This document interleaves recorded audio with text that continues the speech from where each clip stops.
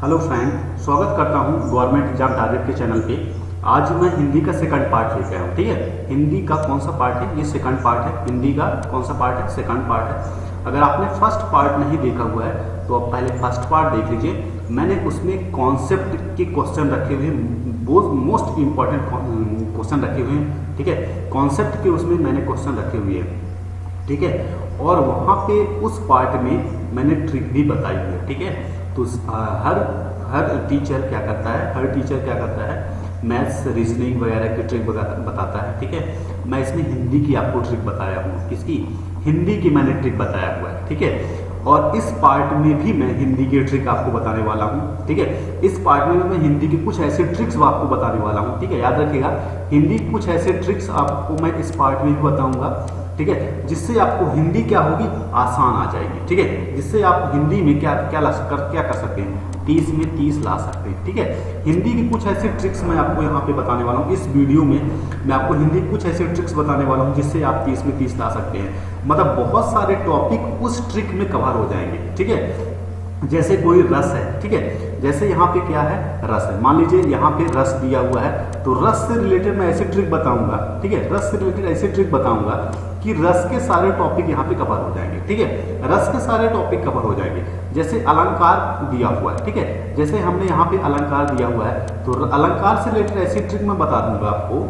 ठीक है, अलंकार से रिलेटेड ऐसी ट्रिक मैं बता दूंगा आपको कि अलंकार के टॉपिक कवर हो जाएंगे। ठीक है, आपको थ्योरिकल नहीं पढ़ना पड़ेगा कि अलंकार के जितने प्रकार होंगे वो आपको नहीं पढ़ना पड़ेगा।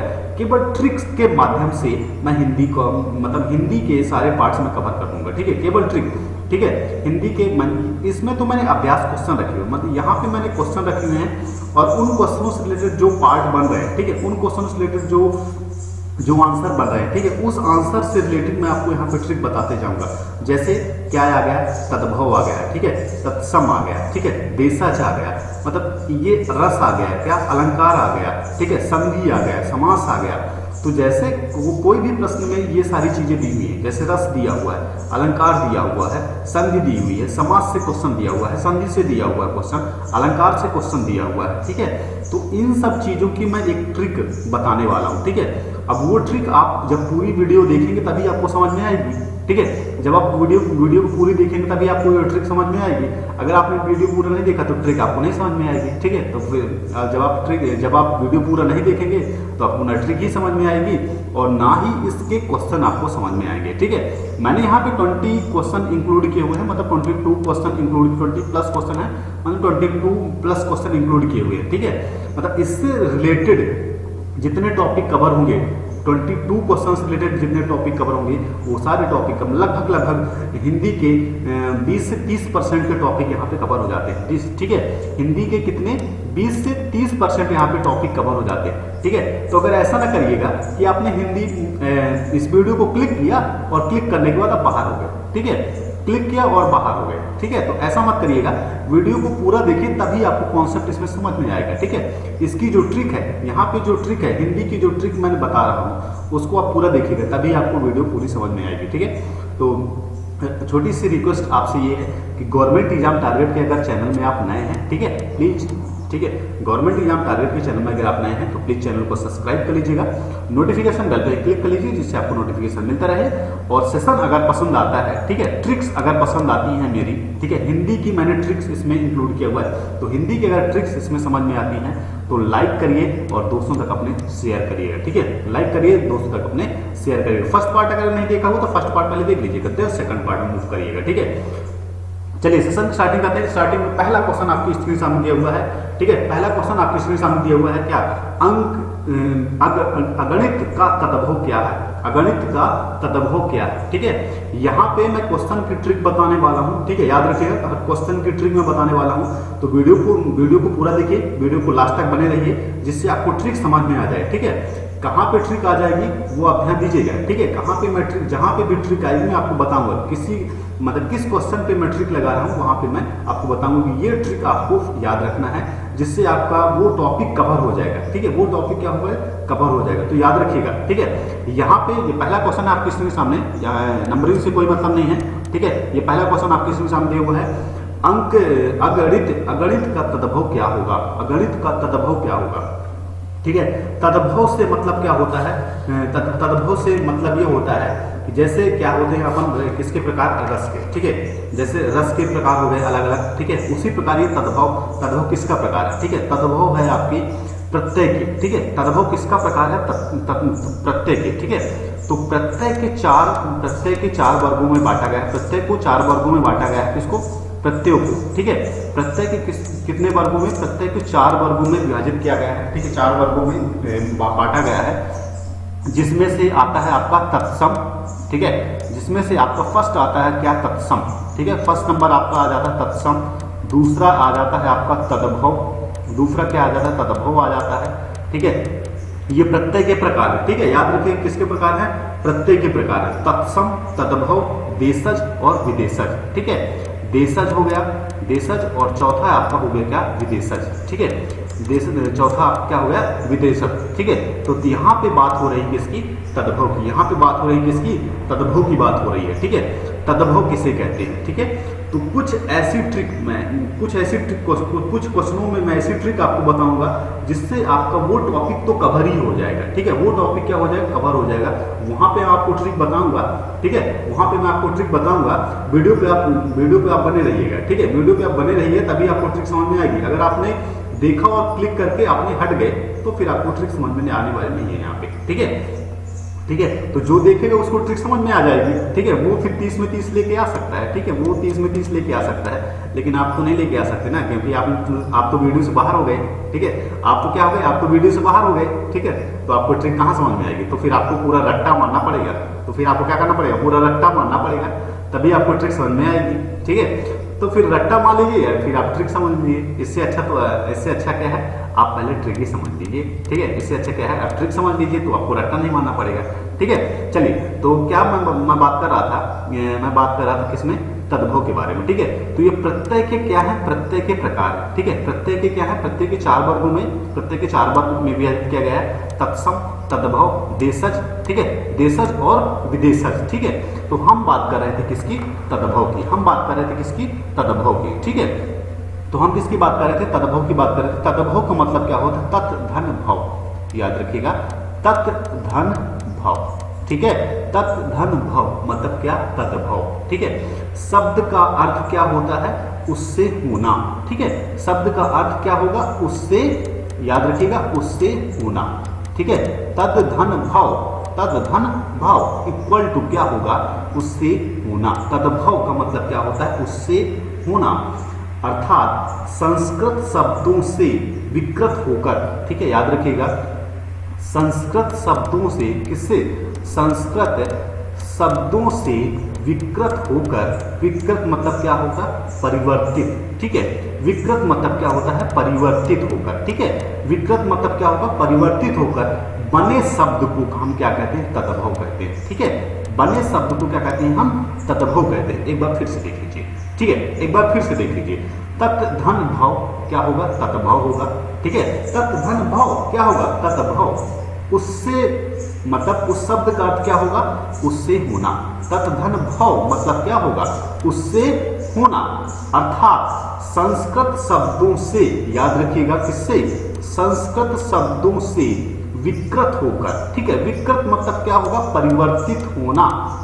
विकृत होकर, ठीक है, याद रखिए, क्या विकृत होकर मतलब क्या, परिवर्तित होकर बने शब्द, ठीक है, विकृत होकर मतलब क्या, परिवर्तित होकर बने शब्द को हम क्या कहते हैं, तद्भव कहते हैं, क्या कहते हैं, तद्भव कहते हैं, ठीक है, क्या कहते हैं, तद्भव कहते हैं, ठीक है, याद रखिएगा, अब याद रखिएगा ये ट्रिक, ठीक है, ठीक है, ये सिंपल सी ट्रिक है, कोई ज्यादा ट्रिक नहीं है, लेकिन आगे वाले क्वेश्चनों में मैं जरूर आपको ट्रिक बताने वाला हूँ, ठीक है, आगे के क्वेश्चनों में जरूर आपको मैं ट्रिक बेहतरीन ट्रिक बताने वाला हूँ, जिससे वो टॉपिक तो आपका कवर ही हो जाएगा, याद रखिएगा, वो टॉपिक कवर हो जाएगा, इसलिए वीडियो के लास्ट तक बने रहिएगा, ठीक है, वीडियो के लास्ट तक बने रहिए, वीडियो छोड़ के जाएंगे तो फिर आपको ट्रिक समझ में नहीं आएगी, ठीक है, इसलिए वीडियो को लास्ट तक देखते रहिए, ठीक है।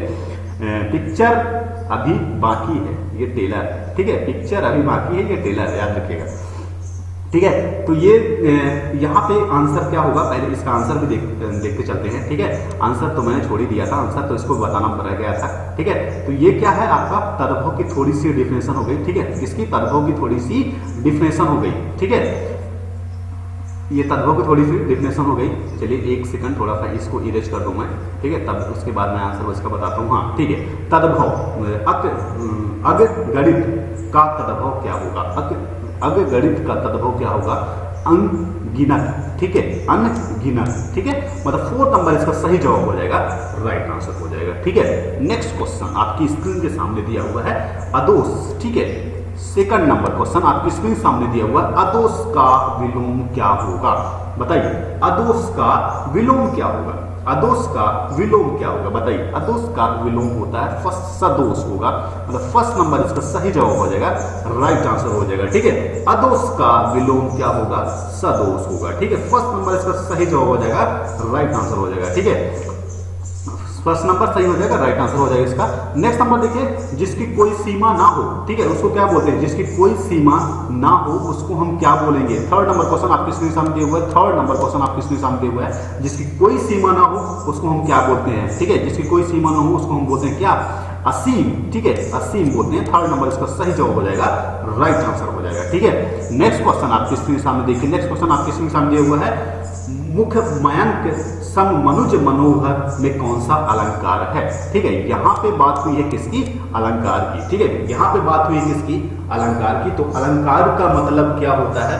अलंकार का मतलब होता है क्या? आभूषण। ठीक है, अलंकार का मतलब क्या होता है? अलंकार का मतलब होता है क्या आपका आभूषण। ठीक है, अलंकार का मतलब क्या होता है? आभूषण होता है। जिस प्रकार, ठीक है, जिस प्रकार स्वर्ण आदि आभूषणों से, जिस प्रकार स्वर्ण, याद रखिएगा, जिस प्रकार आप लिख सकते हैं, थ्योरी भी आप लिख सकते हैं, जिस प्रकार स्वर्ण आदि आभूषणों से, ठीक है, जिस प्रकार स्वर्ण आदि आभूषणों से शरीर की शोभा को बढ़ाया जाता है, जिस प्रकार स्वर्ण आदि आभूषणों से शरीर की शोभा को बढ़ाया जाता है। ठीक है, 4 नंबर क्वेश्चन है, जिस प्रकार स्वर्ण आदि आभूषणों से सोना चांदी जो भी आप पहनते हैं, ठीक है, उससे शरीर की शोभा को हम क्या करते हैं? बढ़ाते हैं। ठीक है, उसी प्रकार काव्य अलंकारों की शोभा को बढ़ाते हैं। काव्य क्या हो?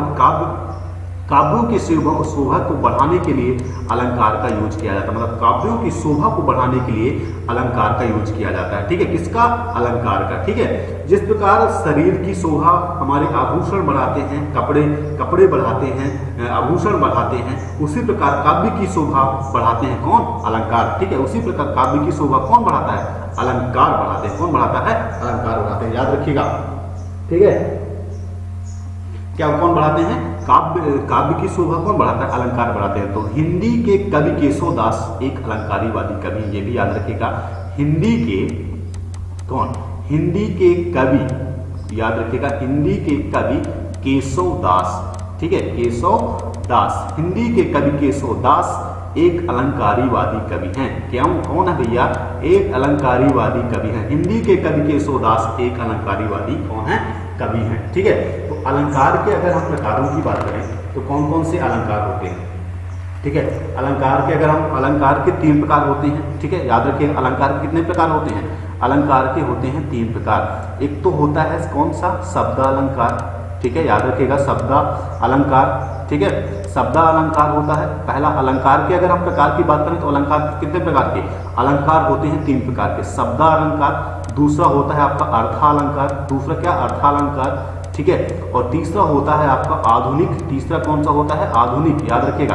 तीसरा आपका आधुनिक और पश्चात अलंकार भी बोल सकते हैं, जिसको आधुनिक अलंकार या पश्चात अलंकार बोल सकते हैं। ठीक है, शब्द अलंकार, अर्थालंकार, मतलब अलंकार के कितने प्रकार होते हैं? अलंकार के होते हैं 3 प्रकार। याद रखिएगा, अलंकार के प्रकार की मैं बात कर रहा हूँ। ठीक है, अलंकार के प्रकार की बात करूँ, अलंकार 3 प्रकार के होते हैं, शब्द अलंकार, अर्थालंकार और आधुनिक या पश्चात अलंकार। ठीक है, शब्द, अर्थ और आधुनिक या पश्चात अलंकार। ठीक है, मतलब 3 प्रकार के अलंकार होते हैं। इनकी थोड़ी डिफिनेशन अपन देख लेते हैं, थोड़ी सी डिफिनेशन।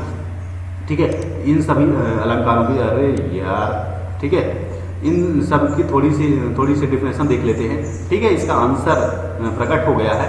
ठीक है, इसका आंसर प्रकट हो गया, देख लीजिए इसका आंसर कौन सा होगा? मुख मयंक सम मनुज मनोहर में कौन सा अलंकार है? आपका उपमा अलंकार। कौन सा अलंकार है? उपमा अलंकार। ठीक है, उपमा अलंकार है।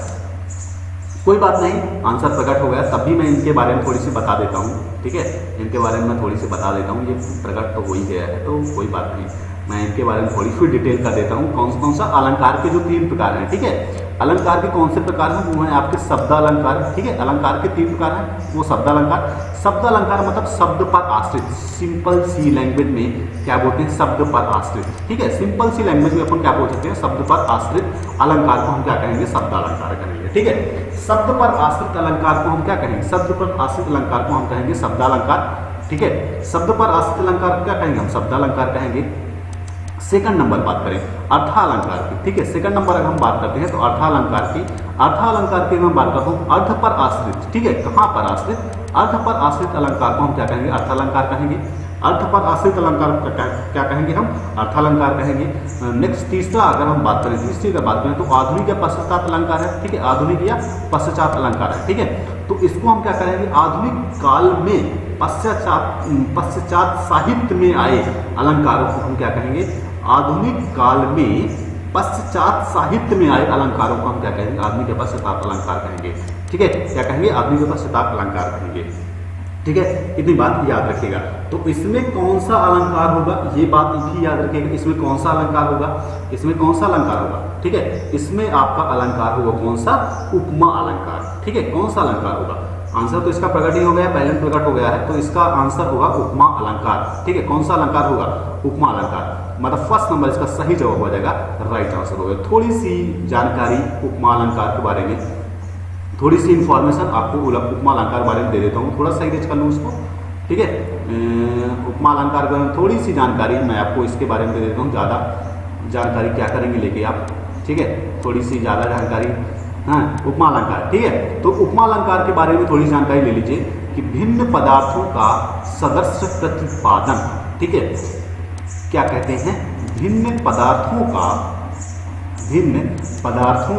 क्या, भिन्न पदार्थों का सदस्य, ठीक है, क्या, सदस्य, ठीक है। सदस्य प्रतिपादन, ठीक है, सदस्य प्रतिपादन उपमा अलंकार कहलाता है, याद रखिएगा। भिन्न पदार्थों का सदस्य प्रतिपादन क्या कहलाता है, उपमा अलंकार कहलाता है। क्या कहलाता है, उपमा अलंकार कहलाता है, ठीक है। उपमा के 4 अंग होते हैं, याद रखिएगा। उपमा के कितने अंग होते हैं, उपमा के होते हैं 4 अंग, याद रखिएगा। उपमा के कितने अंग होते हैं, 4 अंग होते हैं। एक पहला होता है आपका क्या, उपमेय, याद रखिएगा। पहला क्या होता है, उपमेय, ठीक है। पहला आपका होता है उपमेय या प्रस्तुत, ठीक है, याद रखिएगा। उपमेय या क्या, प्रस्तुत, ठीक है, याद रखिएगा, याद रहेगा। उपमेय या प्रस्तुत याद रहना चाहिए, ठीक है। उपमेय या प्रस्तुत। दूसरा देख लीजिए, दूसरा क्या होगा, दूसरा होगा क्या आपका उपमान, ठीक है। दूसरा होगा क्या आपका उपमान, ठीक है, ये भी याद रहेगा। दूसरा क्या होगा, उपमान। इनकी मैं थोड़ी थोड़ी डिफिनेशन भी बताऊंगा और ट्रिक के माध्यम से आपको मैं इसमें डिफिनेशन ही बताते चलूंगा, ठीक है। ट्रिक के माध्यम से आपको इसको मैं डिफिनेशन बता दूंगा। बहुत लंबा चौड़ा भाषण इसमें नहीं दूंगा मैं, ठीक है। बहुत लंबा चौड़ा भाषण इसमें नहीं दूंगा, ट्रिक बताऊंगा, बस हो गया, और आगे निकल जाऊंगा आगे क्वेश्चन में, ठीक है। तो वीडियो पे बने रहिएगा, ठीक है। वीडियो पे बने रहिएगा ट्रिक के लिए, ठीक है। वीडियो पे बने रहिएगा ट्रिक के लिए, अदरवाइज आपको ट्रिक तो नहीं मिल पाएगी फिर, ठीक है। जो देखेगा उसी को ट्रिक मिल पाएगी, फिर आप रट्टा मारिएगा, ठीक है। तो ट्रिक देखिए, पहला क्या हो गया, पहला उपमा के 4 अंग होते हैं। पहला कौन हो गया, पहला तो आपका उपमेय हो गया। दूसरा क्या होगा, उपमान हो गया, ठीक है। दूसरा क्या हो गया, दूसरा आपका उपमान हो गया। और तीसरा आपकी बात करें, तीसरा क्या होता है, समान धर्म या गुण, जिसको बोलते हैं समान धर्म, ठीक है। तीसरा क्या होता है, समान धर्म या गुण, ठीक है, समान धर्म या गुण। और चौथा क्या होता है, सदस्यवाचक शब्द, ठीक है। चौथा आपका होता है सदस्यवाचक, ठीक है, सदस्यवाचक शब्द, ठीक है, याद रखिएगा। चौथा क्या होता है आपका, सदस्यवाचक शब्द होता है, ठीक है। सदस्यवाचक शब्द होता है आपका चौथा नंबर, ठीक है। सदस्यवाचक शब्द कौन सा होता है, चौथा नंबर आपको होता है। छोटी छोटी डिफिनेशन इनके बारे में मैं वापस दे देता हूँ, थोड़ा सा इसको इरेज कर लूँ, उसके बाद मैं इनको छोटी छोटी डिफिनेशन दे देता हूँ, ठीक है। थोड़ा सा जल्दी क्लियर हो भाई, ठीक है।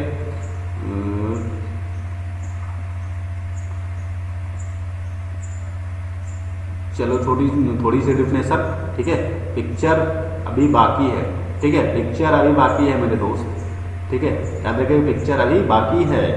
तो फर्स्ट नंबर की अगर हम बात करें, ठीक है, पहले नंबर की अगर हम बात करें तो पहला नंबर दिया हुआ आपका उपमेय, ठीक है। उपमा के कितने अंग हैं? उपमा के 4 अंग हैं। उसमें से पहला नंबर है आपका उपमेय। रट्टा नहीं मारना है, केवल ट्रिक देखना है, ठीक है। रट्टा नहीं मारना है, केवल ट्रिक देखना है। तो इसकी ट्रिक क्या है कि जिसकी उपमा दी जाए, ठीक है। अरे ये सिंपल सी ट्रिक है यार, जिसकी उपमा दी जाए, ठीक है, जिसकी उपमा दी जाए, ठीक है, जिसकी उपमा दी जाए, ठीक है। तो ये होता है क्या? उपमेय। जिसकी उपमा दी जाए वो होता है क्या? उपमेय। ये सिंपल सी ट्रिक और सिंपल सी डिफिनेशन, ठीक है, एक लाइन में, ठीक है, एक लाइन में डिफिनेशन, सिंपल सी डिफिनेशन, एक लाइन में डिफिनेशन, ठीक है। जिसकी उपमा दी जाए उपमेय, ठीक है, याद रखिएगा, जिसकी उपमा दी जाए, इतना तो याद रहेगा यार, इतना तो कोई भी याद कर लेगा, एक लाइन की जो ट्रिक है इतना तो याद रहेगा ना। सेकंड नंबर की अगर बात करते हैं, सेकंड नंबर की अगर बात करें क्या? उपमान, ठीक है।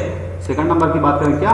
उपमान, ठीक है। उपमान की अगर डिफिनेशन दें, जिससे उपमा दी जाए, यहाँ पे याद रखिएगा जिसकी है, ठीक है, यहाँ पे वर्ड पे ध्यान दीजिएगा, ठीक है।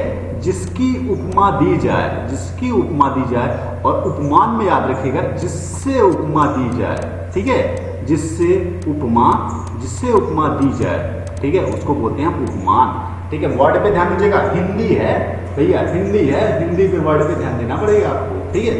उपमेय में याद रखिएगा, उपमेय में आपको याद रखना है, हिंदी है भैया, वर्ड पे जरूर आपको ध्यान देना पड़ेगा। जिसकी उपमा दी जाए, जिसकी उपमा दी जाए, और यहाँ पे है जिससे उपमा दी जाए, ठीक है, जिससे उपमा दी जाए। थर्ड नंबर की बात करते हैं, ठीक है। थर्ड नंबर की बात करें, समान धर्म या गुण, ठीक है, समान धर्म या गुण, ठीक है, समान धर्म या गुण। तो इसमें क्या करते हैं? उपमेय व उपमान में पाया जाने वाला उभयनिष्ठ गुण, ठीक है। इसमें थोड़ी सी आपको याद रखने की जरूरत है, थोड़ा सा याद रखने की जरूरत है, कोई बहुत ज्यादा नहीं, थोड़ा सा आपको याद रखने की जरूरत है। क्या? उपमेय, याद रखिएगा, उपमेय, ठीक है, उपमेय व उपमान, उपमेय व उपमान में, ठीक है, उपमेय व उपमान में पाया जाने वाला, ठीक है, पाया जाने वाला क्या? उभयनिष्ठ गुण, ठीक है, उभयनिष्ठ गुण, क्या? उभयनिष्ठ गुण, ठीक है। उपमेय व उपमान में पाया जाने वाला क्या? उभयनिष्ठ गुण, ठीक है। कौन सा गुण? बस इतना याद रखना है आपको। उपमेय, पहला वाला कौन सा है? उपमेय है, दूसरा वाला क्या है? उपमान, ठीक है। तो इसमें उपमेय और उपमान किसमें? थर्ड नंबर पे, ठीक है। थर्ड नंबर मतलब समान धर्म गुण पे, ठीक है। समान धर्म गुण पे आपको क्या करना, याद रखना है? उपमेय और उपमान में पाया जाने वाला कौन सा? उभयनिष्ठ गुण। बहुत सिंपल सा, बहुत सिंपल सा, ठीक है, बहुत सिंपल सा, एक लाइन की डिफिनेशन है, ठीक है। नेक्स्ट बात करिए, ठीक है। नेक्स्ट फोर्थ नंबर की बात करते हैं, ठीक है। फोर्थ नंबर की बात करते हैं, सदस्यवाचक शब्द, ठीक है। सदस्यवाचक शब्द की अगर हम बात करें तो इसकी डिफिनेशन क्या होगी, ठीक है। इसकी डिफिनेशन ये होगी कि उपमेय व उपमान की समानता बताने वाले शब्द, ठीक है। यहाँ पे याद रखिएगा, उपमेय व उपमान, ठीक है, उपमेय व उपमान की समानता, ठीक है, की समानता बताने वाले, ठीक है, समानता बताने वाले, ठीक है, समानता बताने वाले शब्द, ठीक है, समानता बताने वाले शब्द, ठीक है, उसको क्या कहते हैं? हम कहते हैं सदस्यवाचक, ठीक है। उसको क्या कहते हैं? उपमेय व उपमान की समानता बताने वाले शब्दों को हम क्या कहते हैं? सदस्यवाचक शब्द कहते हैं, ठीक है, सदस्यवाचक शब्द कहते हैं। जैसे सा, एग्जाम्पल में अगर हम बात करें, एग्जाम्पल की अगर मैं बात करता हूं तो जैसे क्या? आपका सा, ठीक है, जैसे सा, ऐसा, ठीक है, ऐसा, ठीक है, ऐसा, फिर जैसा, ठीक है, या यूं, या समान, ठीक है। ये सब किसके एग्जाम्पल? इसके सदस्यवाचक के। किसके एग्जाम्पल है? सदस्यवाचक। याद रखिए किसके एग्जाम्पल है? सदस्यवाचक के, ठीक है। ये हो गया क्या? उपमा, ठीक है। ये छोटी सी डिफिनेशन किसके बारे में हो गई? उपमा के बारे में, ठीक है। छोटी सी डिफिनेशन किसके बारे में हो गई? उपमा के बारे में। अब नेक्स्ट बात करते हैं किसके बारे में है? नेक्स्ट थोड़ा सा बात करेंगे अनुप्रास के बारे में, थोड़ा सा यमक के बारे में, और थोड़ा सा ही रूपक के बारे में बात करेंगे, ठीक है। बहुत ज़्यादा बात नहीं करूँगा क्योंकि वीडियो बहुत ज़्यादा लंबी हो जाएगी, ठीक है, ठीक है, बहुत ज़्यादा बात नहीं करने वाला हूँ मैं। इन सब चीज़ों में थोड़ी थोड़ी डिफिनेशन, जिससे आपको थोड़ा सा समझ में भी आ जाए और बोरिंग भी नहीं लगे एक साथ चीज़ों को कवर करने में, ठीक है। और ज़्यादा बोरिंग भी नहीं लगेगा, ठीक है, ज़्यादा बोरिंग भी नहीं लगेगा। चलिए, तो अनुप्रास के बारे में थोड़ी सी बात कर लें। अनुप्रास के बारे में थोड़ी सी बात करता हूँ। तो व्यंजन वर्णों की आवृत्ति, याद रखिएगा, यहाँ पे अनुप्रास के बारे में बात करूँ तो अनुप्रास किसको कहते हैं? अनुप्रास कहते हैं जहाँ पे व्यंजन वर्णों की आवृत्ति हो, ठीक है, जहाँ पे क्या हो, व्यंजन वर्णों की आवृत्ति हो, ठीक है, व्यंजन वर्णों की आवृत्ति जहाँ पे होती है उसको कहते हैं हम क्या? अनुप्रास अलंकार। जैसे, याद रखिएगा, जैसे मैं एग्जाम्पल ही बता रहा हूँ, बंदहु गुरु पद पदुम परागा, सूरज सुभाष सरस अनुरागा। याद रखिएगा, ठीक है। हिंदी है, थोड़ा सा मिस हो जाती है, कोई बात नहीं, ठीक है, हिंदी है, ठीक है, इंग्लिश तो है नहीं, ये हिंदी है, थोड़ी सी मिस हो जाती है। अब यहाँ पे अनुप्रास अलंकार किसको बोलते हैं? जहाँ पे व्यंजन वर्णों की क्या होती है? आवृत्ति होती है, ठीक है, व्यंजन वर्णों की क्या होती है? आवृत्ति होती है, ठीक है। एग्जाम्पल में बात करें, एग्जाम्पल में बात करते हैं क्या? बंदहु गुरु पद पदुम परागा, ठीक है, याद रखिएगा, बंदहु गुरु पद पदुम परागा, पदुम परागा, ठीक है, मैं पूरा नहीं लिखता हूँ, मैं आपको पढ़ देता हूँ आपको कि बंदहु गुरु पद पदुम परागा, सूरज सुबास सरस अनुरागा। किसके वचन है भैया? तुलसीदास के, ठीक है, किसके वचन है ये? तुलसीदास के, ठीक है। अब यहाँ पे देखिए, पा दा सा और रा की आवृत्ति हो रही है, ठीक है, आप लिख के देखिएगा, पा दा, ठीक है, सा और रा की क्या हो रही है? यहाँ पे आवृत्ति हो रही है। क्या हो रही है? आवृत्ति हो रही है, ठीक है। बंदहु गुरु पद पदुम परागा, सूरज सुबास सरस अनुरागा, ठीक है, पा दा और रा की क्या हो रही है? यहाँ पे आवृत्ति हो रही है। उसको क्या हम बोलते हैं? अनुप्रास अलंकार, ठीक है, क्या बोलते हैं? अनुप्रास अलंकार। नेक्स्ट बात करते हैं यमक अलंकार की, ठीक है। नेक्स्ट बात करता हूँ यमक अलंकार की। तो यमक क्या होता है? शब्दों की आवृत्ति, ठीक है। यमक में क्या होता है? यमक में याद रखिएगा, अनुप्रास को तो याद रख लेंगे, वैसे भी बहुत सारे इंटेलिजेंट हो, ठीक है, बहुत ही इंटेलिजेंट है स्टूडेंट हैं। अनुप्रास छोटी सी डिफिनेशन है, जहाँ व्यंजन वर्णों की आवृत्ति होगी उसको हम क्या कहेंगे? अनुप्रास अलंकार कहेंगे। वेरी सिंपल सा, ठीक है, वेरी सिंपल सा, व्यंजन वर्णों की जहाँ पे आवृत्ति होगी उसको हम क्या कहेंगे? अनुप्रास अलंकार कहेंगे। एग्जाम्पल में आप ले लीजिए, बंदहु गुरु पद पदुम परागा, सूरज सुबास सरस अनुरागा, ठीक है, ये क्या हो गया? इसका एग्जाम्पल हो गया। एग्जाम्पल में आप चेक कर लीजिएगा, तो पा दा और रा और सा, ठीक है, क्या हो रही है? आवृत्ति हो रही है, ठीक है, क्या हो रही है? आप लिखिएगा, नोट करिएगा, नोट करने के बाद आप चेक करिएगा, तो पा दा सा और रा की आवृत्ति हो रही है या नहीं हो रही है, ठीक है, पा दा सा रा की क्या होगी? आवृत्ति होगी। नेक्स्ट बात करते हैं यमक अलंकार की, तीसरा थर्ड नंबर यमक अलंकार की बात करते हैं। तो यमक अलंकार अगर हम बात करें तो देखिए, शब्दों की आवृत्ति, यहाँ पर शब्दों की आवृत्ति जहां एक शब्द एक से अधिक बार प्रयुक्त होंगे, ठीक है, यमक अलंकार में याद रखिएगा, यमक अलंकार में क्या होती है? शब्दों की, ठीक है, शब्दों की आवृत्ति, ठीक है, शब्दों की आवृत्ति मतलब क्या? शब्दों की आवृत्ति मतलब क्या होगा? कि जहां पर एक शब्द एक से अधिक बार प्रयुक्त हो, ठीक है, याद रखिएगा, शब्दों की आवृत्ति का मतलब क्या होगा? शब्दों की आवृत्ति का मतलब ये होता है कि जहां पर शब्द एक से ज्यादा बार यूज होता है, एक से ज्यादा बार यूज होता है, वहां पर क्या होता है? यमक अलंकार होता है। क्या होता है? वहां पर क्या होता है? एक से ज्यादा बार शब्दों की आवृत्ति जहां पर होती है, वहां पे होता है आपका कौन? यमक अलंकार, ठीक है। अब देखिए, यमक अलंकार में क्या होता है? जहां पर शब्दों की आवृत्ति एक से ज्यादा बार तो होती है, लेकिन उस शब्द का जो सेंस होता है वो अलग होता है, ठीक है, उस सेंस का जो क्या होता है, सॉरी, उस शब्द का जो सेंस होता है वो क्या होता है? अलग होता है, मतलब अर्थ क्या होता है? अलग होता है, ठीक है। जैसे एग्जाम्पल अपन लेते हैं, यमक अलंकार का एग्जाम्पल अगर हम लेते हैं, तो यहाँ पे एग्जाम्पल क्या होगा? कनक कनकते 100 गुनी, ठीक है। एग्जाम्पल अगर हम बात करें तो देखिए, एग्जाम्पल आप लिख लीजिएगा, कनक कनकते 100 गुनी मादकता अधिकार, कनक कनकते 100 गुनी मादकता अधिकार, वा खाए बोराय जग पाए बोराय। बिहारी की, ठीक है, किसकी कविता? बिहारी की, ठीक है, बिहारी द्वारा रचित।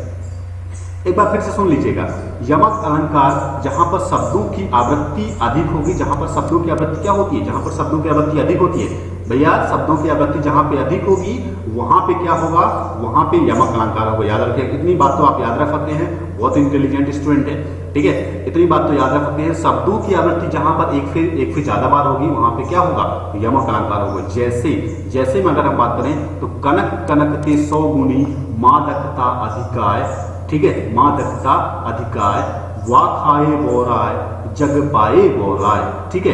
कनक मतलब क्या होगा, यहाँ पे एक कनक का मतलब क्या होगा, यहाँ पे एक कनक का मतलब होता है सोना, ठीक है, यहाँ पे एक कनक का मतलब क्या होगा, सोना, और एक कनक का मतलब होता है धतूरा, ठीक है, एक कनक का मतलब क्या होगा, धतूरा। कनक शब्द की एक से ज्यादा बार आवृत्ति हो रही है, ठीक है, तो शब्दों की जब आवृत्ति हो वहां पे क्या होगा, यमक अलंकार होगा, ठीक है। पिक्चर अभी बाकी है, ठीक है, याद रखिए, पिक्चर अभी बाकी है, ट्रिक अभी बाकी है, ठीक है, वीडियो पे बने रहिए, ट्रिक अभी बाकी है, पिक्चर अभी बाकी है मेरे दोस्त, ठीक है। तो नेक्स्ट बात करते हैं रूपक अलंकार की, नेक्स्ट बात करते हैं रूपक अलंकार। थोड़ा सा इरेज कर लूं इसको, थोड़ा सा इरेज कर लूं।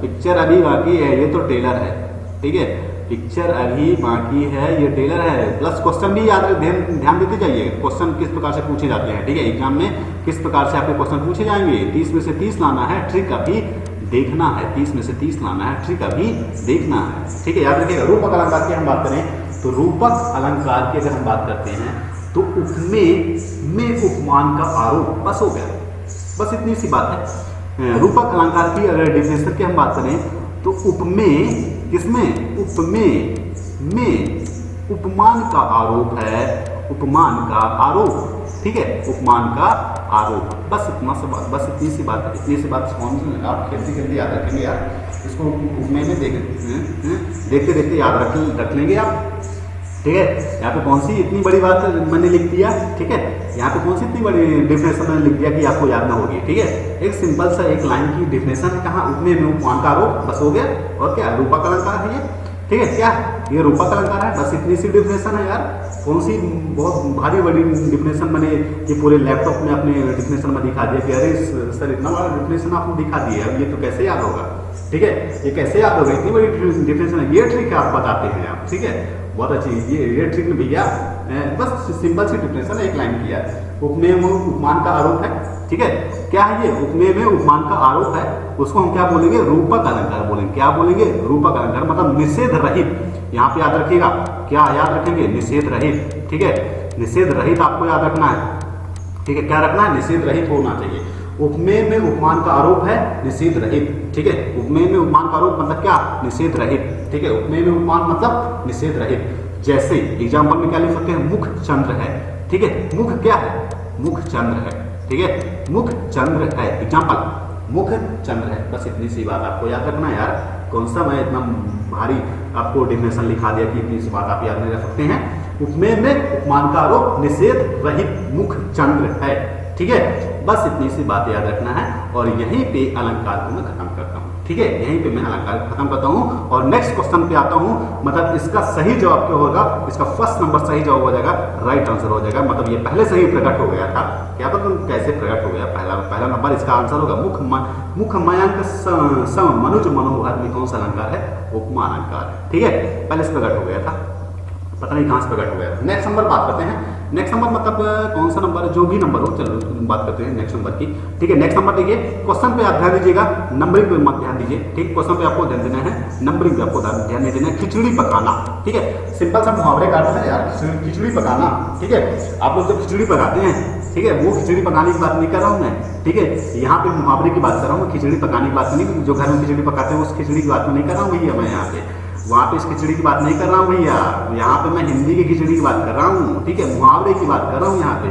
खिचड़ी पकाना मुहावरे का अर्थ क्या होगा, खिचड़ी पकाने मुहावरे का अर्थ क्या होगा भैया, खिचड़ी पकाने मुहावरे का अर्थ होगा छिपकर काम करना, ठीक है, छिपकर काम करना खिचड़ी पकाने के मुहावरे का अर्थ होगा।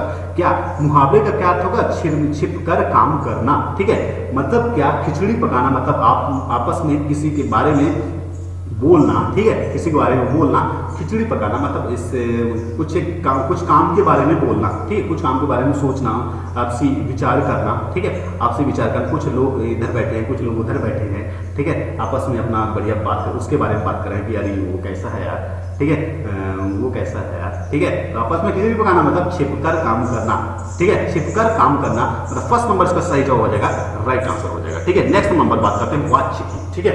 नेक्स्ट नंबर हम बात करते हैं किसकी, वाच्य की। मैं पुस्तक पढ़ूंगा, ठीक है, तो पढ़िए भैया, मैं कौन सा मना कर रहा हूँ, ठीक है, मैं कौन सा मना कर रहा हूँ, मैं पुस्तक पढ़ूंगा में कौन सा वाच्य है, ठीक है, मैं पुस्तक पढ़ूंगा में कौन सा वाच्य है, ठीक है, पढ़िए पढ़िए ना, मैं कौन सा मना कर रहा हूँ यार, ठीक है। मैं पुस्तक पढ़ूंगा कौन सा वाच्य, भाववाच्य, कर्तवाच्य या इनमें से कोई नहीं है, कर्मवाच्य, ठीक है। देखिए वाच्य का मतलब क्या होता है, छोटी सी डिफिनेशन, ठीक है, छोटी सी डिफिनेशन है, बहुत बड़ी डिफिनेशन नहीं है, पूरा कंप्यूटर में मेरा नहीं भरेगा, ठीक है, इतनी बड़ी डिफिनेशन नहीं है, आप लोगों के दिमाग में आ जाएगी, ऐसी डिफिनेशन मैंने रखा हुआ है, ठीक है, ऐसी डिफिनेशन मैं रखा हुआ हूँ कि आप लोगों के दिमाग में फट से चला जाएगा, ठीक है, फट से अपलोड हो जाएगा, ठीक है। अपलोड करिए इसको, ठीक है, अपलोड करिए वाच्य की डिफिनेशन, चलिए अपलोड करिए, ठीक है, या नोट्स ले लीजिए, नोट्स में लिख लीजिए या फिर अपलोड कर लीजिए, जैसी आपकी इच्छा, ठीक है। चलिए अपलोड कर लीजिए, अपलोड करिए वाच्य की डिफिनेशन। लिखिए वाच्य क्रिया का रूपांतरण है, ठीक है, याद रखिएगा किसका, वाच्य की अगर हम बात करते हैं तो वाच्य क्या है, वाच्य क्रिया का रूपांतरण है, ठीक है, वाच्य क्या है, क्रिया का रूपांतरण है, किसका रूपांतरण है भैया, वाच्य याद रखिएगा, क्रिया का रूपांतरण है, किसका, वाच्य क्रिया का रूपांतरण है, जिसके द्वारा यह पता चलता है कि वाक्य में कर्ता, याद रखिएगा, वाच्य क्रिया का रूपांतरण है, किसका रूपांतरण है, क्रिया का, ठीक है, वाच्य क्रिया का रूपांतरण है, जिसके द्वारा, ठीक है, जिसके द्वारा, ठीक है, यह पता चलता है, क्या पता चलता है, यह पता चलता है, क्या पता चलता है, बताएंगे जब तो पता चलेगा ना, यह पता चलता है कि वाक्य, ठीक है, यह पता चलता है कि वाक्य में कर्ता, ठीक है, क्या पता चलता है भैया, पता ये चलता है कि वाक्य में कर्ता, ठीक है, कर्म, ठीक है, ये भी पता चलता है कर्म, ये भी पता चलता है भाव, ठीक है, क्या पता चलता है, भाव, वो भाव नहीं, समान वाला भाव नहीं भैया, इसमें हिंदी के भाव की मैं बात कर रहा हूँ, किसकी बात कर रहा हूँ, भाव की बात कर रहा हूँ यहाँ पे, ठीक है, हिंदी के भाव की बात कर रहा हूँ, ठीक है, उसका सेंस की, उसके अर्थ की बात कर रहा हूँ यहाँ पे, कर्ता, कर्म और भाव में से किसकी प्रधानता है, ठीक है, में से किसकी प्रधानता है, में से किसकी प्रधानता, बहुत बड़ी डिफिनेशन होगी क्या यार, ठीक है, बहुत बड़ी लगता है, बहुत बड़ी डिफिनेशन हो गई, ठीक है। वाच्य क्रिया का क्या है, रूपांतरण है, बहुत बड़ी डिफिनेशन नहीं है, अपलोड हो जाएगी फट से, दिमाग में अपलोड हो जाएगी ये। देखिए वाच्य क्या है, वाच्य तो पहली बात यह है कि वाच्य क्रिया का रूपांतरण है, जिसके द्वारा आपको पता चलता है, क्या पता चलता है, जिसके द्वारा आपको पता चलता है कि कर्ता, कर्म और भाव, जिसके द्वारा आपको क्या पता चलता है, जिसके द्वारा आपको पता चलता है कि कर्ता, कर्म और भाव, ठीक है, कर्ता हो गया, कर्म हो गया और भाव किसकी प्रधानता है, इसमें किसकी प्रधानता है भैया, आपको ये देखना है, ठीक है, किसकी प्रधानता, कर्ता की है, कर्म की है या भाव की है, किसकी प्रधानता, उसको कहते हैं हम क्या, उसको क्या कहते हैं, हम वाच्य कहते हैं, ठीक है, उसको क्या कहते हैं, वाच्य कहते हैं, ठीक है, उसको क्या कहेंगे हम, वाच्य कहेंगे, ठीक है। अब इसमें आपको ये बताना है कि मैं पुस्तक पढ़ूंगा में कौन सा वाच्य है, ठीक है, थोड़ा सा इसको इरेज कर लूँ, थोड़ा सा इसको इरेज कर लूँगा तब तो आगे की बताऊंगा ना, ठीक है, एक सेकंड भैया, इसको थोड़ा सा इरेज कर लूँ, उसके बाद ही बता पाऊंगा, ये कहाँ बताऊंगा, लैपटॉप के बाहर बताऊंगा क्या लैपटॉप के बाहर बताऊंगा, जब इरेज नहीं करूंगा तो लैपटॉप के बाहर थोड़ी बताऊंगा, ठीक है। मैं पुस्तक पढ़ूंगा में कौन सा वाच्य है, आपको ये बताना, भाववाच्य, कर्तवाच्य या इनमें से कोई नहीं, या कर्मवाच्य।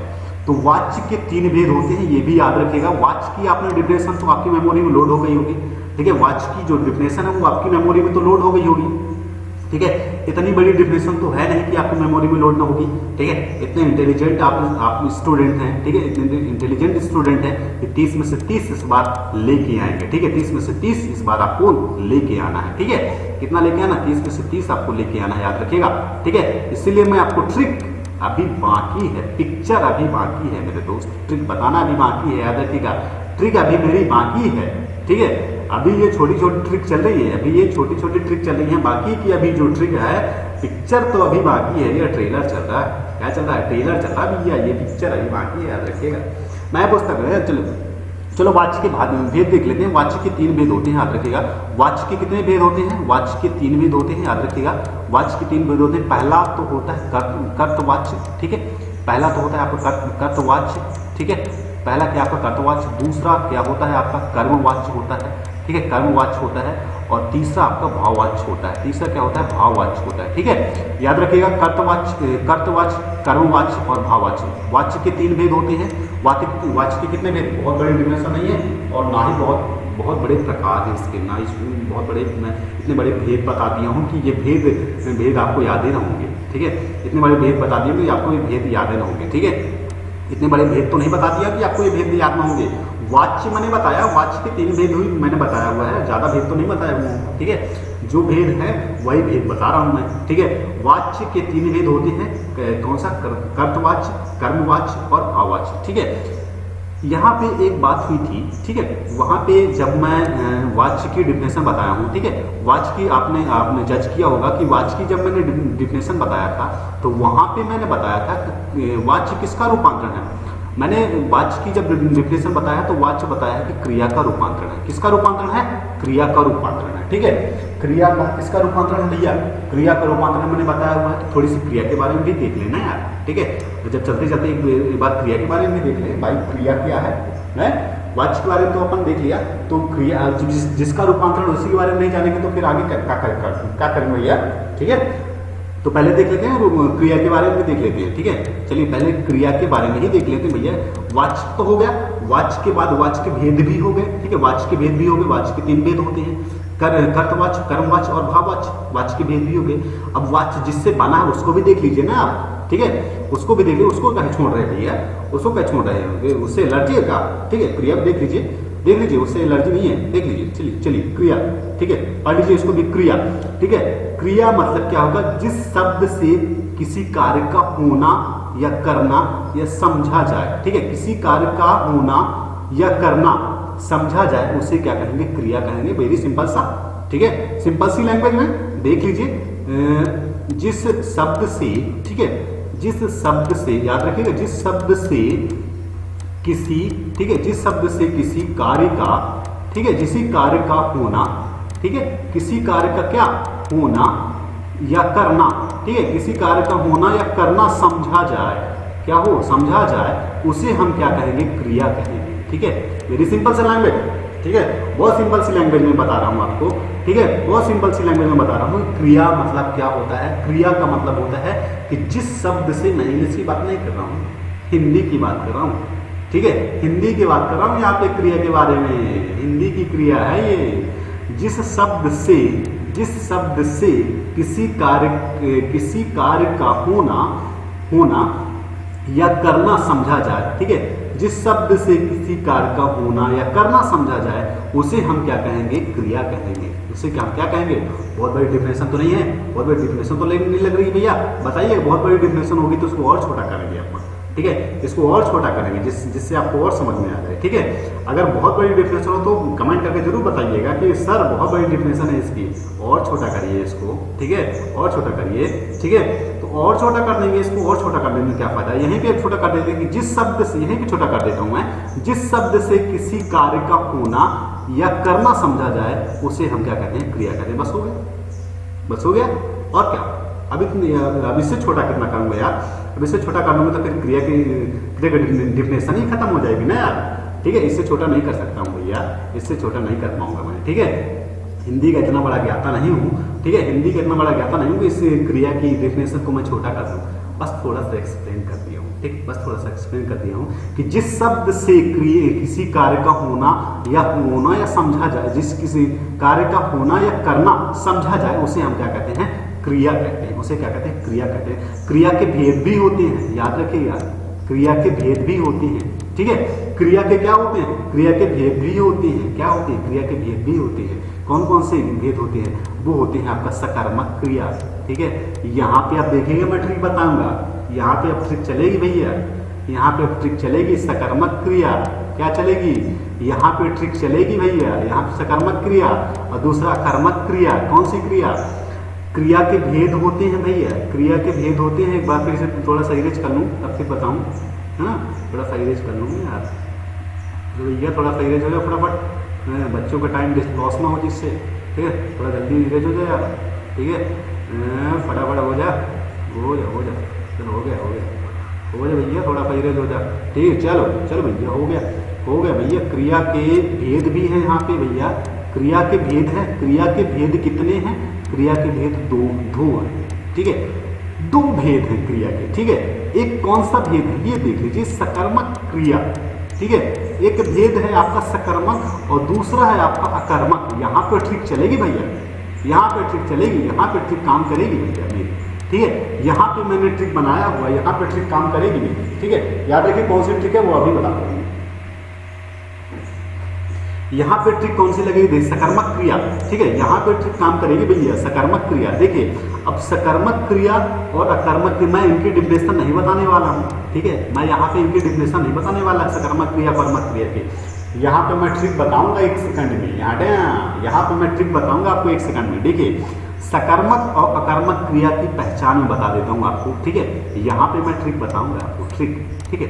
ट्रिक नंबर 1, ठीक है। यहाँ पे ट्रिक नंबर 1 चलेगी। अब देखिए, ठीक है, यहाँ पे ट्रिक क्या होगी कि क्रिया की पहचान क्या और किसको प्रश्न करने से होती है, ठीक है। सकर्मक और अकर्मक क्रियाओं की, देखिए यहाँ पे याद रखिएगा, इन दोनों की मैं डिफिनेशन नहीं बता रहा हूँ आपको, ठीक है। याद रखिएगा इन दोनों की मैं डिफिनेशन आपको नहीं बता रहा हूँ, केवल ट्रिक बता रहा हूँ। ट्रिक से आप याद रखिएगा, ठीक है। ट्रिक से आपको याद रखना है, क्या याद रखना है? देखिए सकर्मक, ठीक है, आपका सकर्मक, ठीक है, सकर्मक और अकर्मक, ठीक है। याद रखिए सकर्मक और अकर्मक क्रिया की पहचान क्या और किसको प्रश्न करने से होती है। याद रखिएगा सकर्मक और अकर्मक, ठीक है। सकर्म ये क्रिया के भेद है।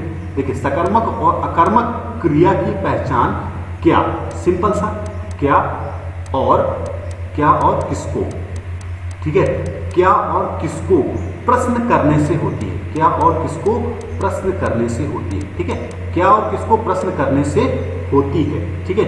यदि दोनों का, याद रखिएगा, सकर्मक और अकर्मक क्रिया की जो पहचान होती है वो क्या और किसको प्रश्न करने से होती है, ठीक है। क्या और किसको प्रश्न करने से होती है, ठीक है। यदि दोनों का उत्तर मिले, ठीक है, यदि दोनों का उत्तर मिले, ठीक है। यदि प्रश्न जो आप प्रश्न करेंगे उस प्रश्न में अगर यदि दोनों का उत्तर मिले, दोनों को उत्तर मिले तो समझना चाहिए कि क्रिया सकर्मक है, ठीक है। समझना चाहिए कि क्रिया क्या है? सकर्मक है, ठीक है। यदि दोनों का उत्तर ना मिले तो समझना चाहिए कि अकर्मक है, ठीक है। हो गई सिंपल सी ट्रिक, ठीक है। ये रही सिंपल सी ट्रिक नंबर 1, ठीक है। मैंने डिफिनेशन, कोई भी डिफिनेशन यहाँ पे नहीं बताया हुआ है, मैंने डिफिनेशन यहाँ पे नहीं बताया हुआ है। डिफिनेशन ना बता के मैं डायरेक्टली इन दोनों की डिफिनेशन आपको प्रेजेंट कर रहा हूँ, ठीक है। देखिए क्या और किसको प्रश्न करने से होती है, सकर्मक और अकर्मक क्रिया की जो पहचान होती है, क्या और किसको प्रश्न करने से होती है, क्या और किसको प्रश्न करने से होती है। यदि दोनों का उत्तर मिले, ठीक है, यदि क्या होता है, यदि दोनों का उत्तर मिलता है तो समझना है आपको सकर्मक क्रिया है वो। यदि दोनों का आपको उत्तर मिल जाता है तो उसे समझना है आपको सकर्मक क्रिया है, ठीक है। यदि दोनों का उत्तर नहीं मिलता है तो आपको समझना है कौन सा? अकर्मक क्रिया है। एग्जाम्पल में आप समझ लेते हैं, एग्जाम्पल से आप देखिएगा, सिंपल से आपको समझ में आ जाएगा, ठीक है। एग्जाम्पल से आपको डायरेक्टली समझ में आ जाएगा कि मैं समझाने क्या वाला हूँ, मेरी ट्रिक क्या है, ठीक है। अब देखिए एग्जाम्पल से आप, अगर सकर्मक की मैं बात करता हूँ, ठीक है, देखिए मैं बात कर लेता हूँ, कोई भी एग्जाम्पल ले लेता हूँ, उससे आप खुद समझ जाएंगे। देखिए मैं यहाँ पे लिखता हूँ राम फल खाता है, ठीक है। राम फल खाता है, ठीक है। राम फल खाता है, हम तो नहीं खाते भैया, राम फल खाता है, ठीक है।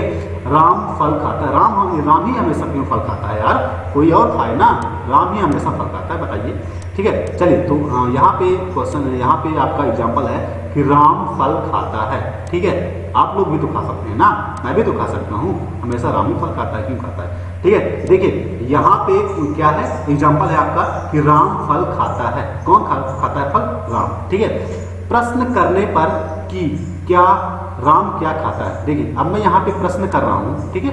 यहाँ पे मैं प्रश्न कर रहा हूँ, देखिए सकर्मक और अकर्मक की पहचान आप समझ गए। सकर्मक और अकर्मक की पहचान क्या होती है कि सकर्मक और अकर्मक की पहचान क्या होगी? क्या और किसको प्रश्न करने से होती है, ठीक है। क्या और किसको प्रश्न करने से होती है, सकर्मक और अकर्मक की पहचान, ठीक है। तो एग्जाम्पल मैंने लिया कि राम फल खाता है।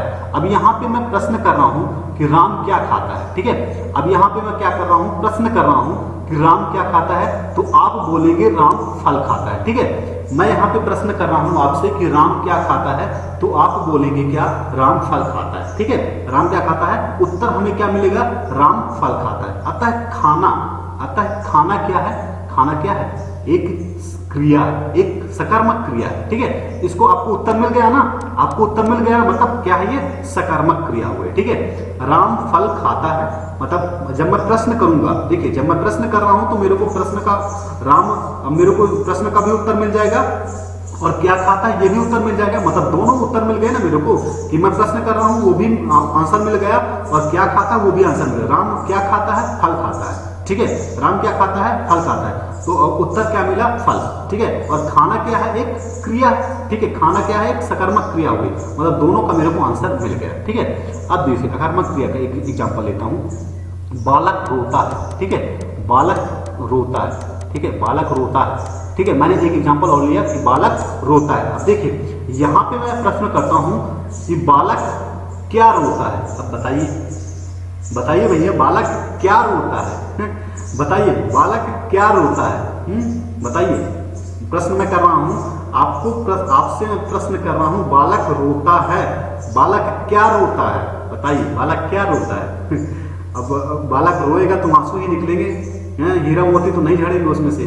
ठीक है, तो इसमें प्रश्न मैं कर रहा हूं कि बालक क्या रोता है, कोई उत्तर नहीं मिलता है इसमें से। आपको उत्तर, आप मेरे को क्या आंसर देंगे, कुछ भी आंसर यहाँ से नहीं देंगे। ठीक है, बालक, मैं आपसे पूछता हूँ कि बालक क्या रोता है, यहाँ पे आंसर क्या देंगे आप मेरे को, कुछ भी आंसर आप मेरे को यहाँ पे नहीं देंगे, मतलब कुछ भी आपको आंसर यहाँ पे नहीं देंगे। किसको रोता है, ठीक है, किसको रोता है, अब यहाँ पे मेरे को क्या आंसर देंगे आप, ठीक है, कुछ आंसर नहीं देंगे। क्या आंसर देंगे, कुछ भी आंसर यहाँ नहीं देंगे। मैं पूछता हूँ बालक क्या रोता है, दूसरा क्वेश्चन आपसे करता हूँ किसको रोता है, क्या आंसर देंगे आप, कुछ आंसर नहीं देंगे। मतलब क्या है ये, एक क्या है, अकर्मक क्रिया। कैसी रही, ट्रिक नंबर फर्स्ट। ठीक है, अब देखिए इसका आंसर भी देख लीजिए, इसका आंसर भी देख लीजिए भैया, आंसर प्रकट हो। ठीक है, मैं पुस्तक पढ़ूंगा में कौन सा वाच्य होगा, प्रकट हो भैया। ठीक है, मैं पुस्तक पढ़ूंगा कौन सा वाच्य होगा, ठीक है, सेकंड नंबर वाच्य होगा, मतलब कर्तवाच्य होगा। ठीक है, कौन सा वाच्य होगा, कर्तवाच्य होगा। सेकंड नंबर इसका सही आंसर हो जाएगा, राइट आंसर हो जाएगा। ठीक है, नेक्स्ट नंबर बात करते हैं, नेक्स्ट नंबर की अगर हम बात करें तो यहाँ पे नेक्स्ट नंबर की बात है, नरेंद्र का संधि विच्छेद कौन सा होगा। नरेंद्र, अब नरेंद्र से ही पूछना पड़ेगा कौन सा, तुम्हारे नाम को कौन सा संधि विच्छेद होगा। नरेंद्र कोई भी हो तो भाई बता दे अपना नारेंद्र का संधि विच्छेद। ठीक है भैया, नारेंद्र से ही पूछना पड़ेगा संधि विच्छेद तुम्हारा क्या होगा। ठीक है, मैं बता देता हूँ यहाँ पे नारेंद्र का संधि विच्छेद क्या होगा, नर धन इंद्र होगा। ठीक है, क्या होगा, नर धन इंद्र होगा। ठीक है, क्या होगा भैया, नर धन इंद्र होगा। यहाँ पे नरेंद्र का जो संधि विच्छेद होगा, यहाँ पे नर धन इंद्र होगा। क्या होगा, सेकंड नंबर इसका सही जवाब हो जाएगा, राइट आंसर हो जाएगा। और ये संधि कौन सी है, ये भी याद रख लीजिए, संधि है आपकी कौन सी, गुण संधि। ठीक है, कौन सी संधि है, गुण संधि है। ठीक है, कौन सी संधि है, गुण संधि। ये संधि के क्या है, प्रकार। ठीक है, स्वर संधि के भेद है। ठीक है, स्वर संधि के भेद हैं। ठीक है, नरेंद्र का मतलब क्या होगा, नर धन इंद्र होगा। ठीक है, नरेंद्र का मतलब क्या होगा, नर धन इंद्र होगा। कौन सी संधि है, गुण स्वर संधि। कौन सी संधि है भैया, गुण स्वर संधि है। ठीक है, और ये संधि जो है ना, जो स्वर संधि की ये भेद है, कौन है, स्वर संधि के भेद है। स्वर संधि के भेद कितने होते हैं, स्वर संधि के भेद होते हैं 5 सर।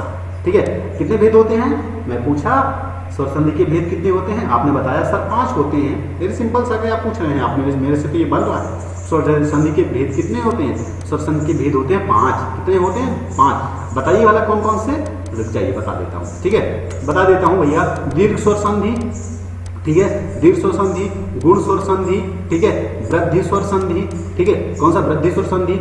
और यण स्वर संधि, चौथा नंबर आपका यण स्वर संधि। और 5वां नंबर आपका क्या हो गया, अयादि स्वर संधि। ठीक है, कौन सा, अयादि स्वर संधि। ठीक है, स्वर संधि के कितने भेद होते हैं भैया, स्वर संधि के होते हैं 5 भेद। आपसे पूछा गया स्वर संधि के कितने भेद, आपने बता दिया 5 भेद।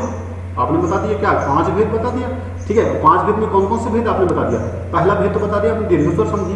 ठीक है, दूसरा आपने बता दिया गुण स्वर संधि। ठीक है, दूसरा आपने क्या बता दिया, गुण संधि। ठीक है, दूसरा आपने क्या बता दिया, गुण संधि बता दिया। तीसरा आपने क्या बता दिया, तीसरा आपने बता दिया वृद्धि संधि का, आपने तीसरा बता दिया भैया, तीसरा वृद्धि संधि होता है। चौथा आपने यण संधि बता दिया। चौथा आपने क्या बता दिया, यण संधि बता दिया। चौथा आपने क्या बता दिया, यण संधि बता दिया।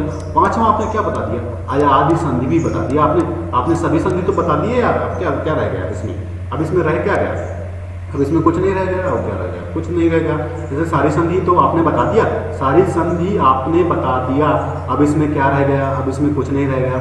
आंसर भी प्रकट हो गया है, ठीक है, आंसर भी प्रकट हो गया है। आंसर कौन सा, सेकंड नंबर आंसर भी प्रकट हो गया है। तो सेकंड नंबर इसका सही जवाब हो जाएगा, राइट आंसर हो जाएगा, ठीक है। सेकंड नंबर इसका सही जवाब हो जाएगा, राइट आंसर हो जाएगा, ठीक है। गुण स्वर संधि के बारे में थोड़ी सी बात कर लेते हैं, थोड़ी सी, आपको डिस्टर्ब नहीं करूंगा, थोड़ी सी बात करता हूँ गुण स्वर संधि के बारे में। देखिए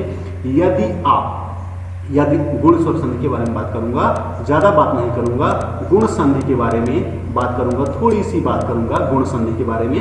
देख लीजिए गुण संधि के बारे में थोड़ी सी बात करता हूं। यदि आ, ठीक है, यदि आ अनार, ठीक है, यदि आ अनार और बड़ा आ, ठीक है, यदि आ और बड़ा आ के बाद, याद रखिएगा, यदि आ और बड़ा आ के बाद ई या बड़ी ई, ठीक है, ई या बड़ी ई, ठीक है, ऊ या बड़ा ऊ, ठीक है, और भी याद रखिएगा, और री, ठीक है, री ऋषि, री स्वर आए तो, ठीक है, स्वर आए तो दोनों के मिलने से, ठीक है, स्वर आए तो दोनों के मिलने से, ठीक है, दोनों के मिलने से क्या बनता है, ए, दोनों के मिलने से क्या बनता है, ए बनता है, ओ बनता है, और ठीक है, और अर बनता है, क्या बनता है, अर, ठीक है, क्या बनता है, अर बनता है।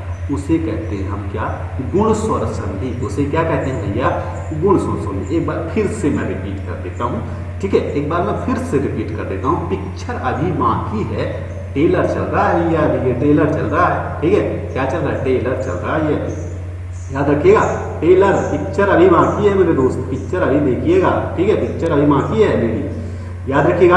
एक बार फिर से देखिए, गुण संधि में आ, ठीक है, और बड़ा आ के बाद, ठीक है, आ और बड़ा आ के बाद ई और बड़ी ई, ठीक है। नेक्स्ट बात करेंगे ऊ या बड़ा ऊ, ठीक है। फिर नेक्स्ट बात करते हैं और री ऋषि, ठीक है, और री ऋषि, ठीक है। स्वर आए तो, ठीक है, क्या आए, स्वर आए तो दोनों को मिलने से, ठीक है, दोनों को मिलने से, ठीक है। एक बार थोड़ा सा इरेज कर दूं, एक सेकंड, ठीक है, थोड़ा सा इरेज कर दूं, एक सेकंड भैया, ठीक है।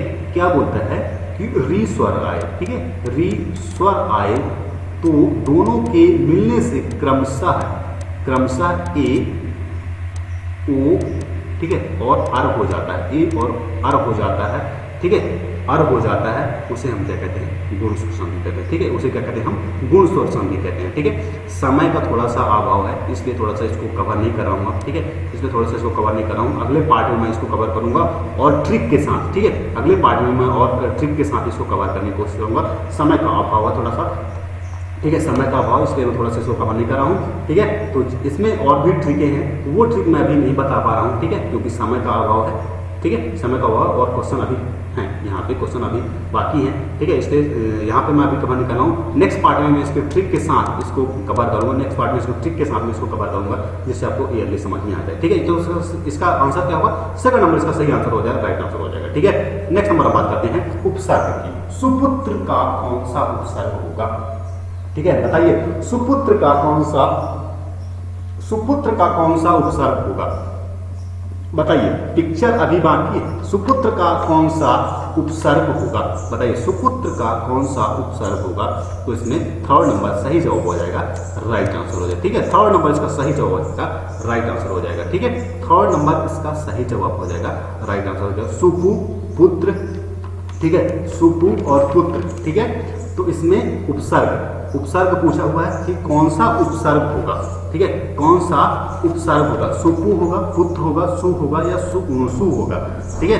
तो उपसर्ग की बात किया हुआ यहाँ पे, ठीक है। नेक्स्ट क्वेश्चन की बात करते हैं, देखिए वाच्य आ गया, ठीक है, यहाँ पे फिर से वाच्य आ गया, तो वाच्य के बारे में बात कर चुका हूँ, ठीक है, वाच्य के बारे में यहाँ पे मैं बात कर चुका हूँ, तो वाच्य के बारे में यहाँ पे मैं बात नहीं करूंगा, ठीक है, और समय का अभाव भी है तो ज्यादा बात नहीं करूंगा, यहाँ पे डायरेक्टली मैं आंसर आपको बता देता हूँ, ठीक है। वाच्य में कौन सा बच्चों के द्वारा कविता गाई गई, ठीक है, बच्चों के द्वारा कविता क्या है, गाई गई। कौन सा वाच्य होगा, भाववाच्य होगा, कर्तवाच्य होगा, या इनमें से कोई नहीं है कर्मवाच्य होगा। ठीक है, बताइए कौन सा आंसर इसमें से सही जवाब हो जाएगा।